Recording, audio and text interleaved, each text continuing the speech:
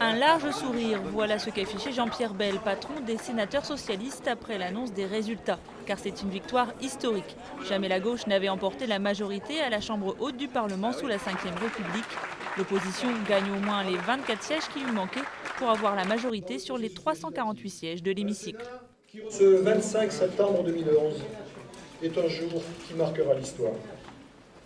Pour la première fois dans l'histoire de la Ve République, le Sénat va connaître l'alternance. À droite, on tente de minimiser ce bouleversement politique. Le président sortant du Sénat, Gérard Larcher, admet avoir sous-estimé la poussée de la gauche, mais refuse de s'avouer vaincu.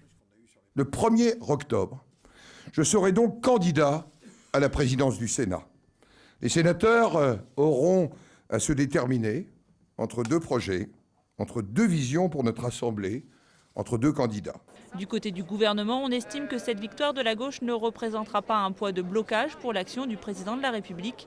L'UMP tente de faire porter le poids de la défaite sur les dissidents comme Pierre Charon ou Jean-François Husson, élus à Paris et en Meurthe-et-Moselle contre des listes de la majorité. J'ai recensé, à l'heure où je vous parle, 5 ou 6 départements dans lesquels des candidatures dissidentes ou des listes dissidentes nous ont coûté des sièges.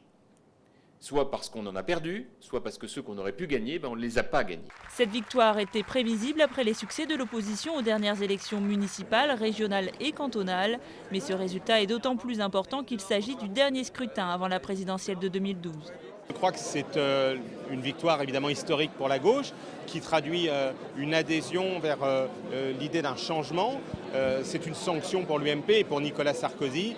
Cela présage un changement attendu pour l'an prochain, pour 2012. Jean-Pierre Bel, le chef de file des sénateurs socialistes, a de fortes chances de devenir le nouveau président du Sénat samedi prochain. Mais une surprise n'est pas encore totalement exclue. Des élus centristes pourraient préférer réélire Gérard Larcher.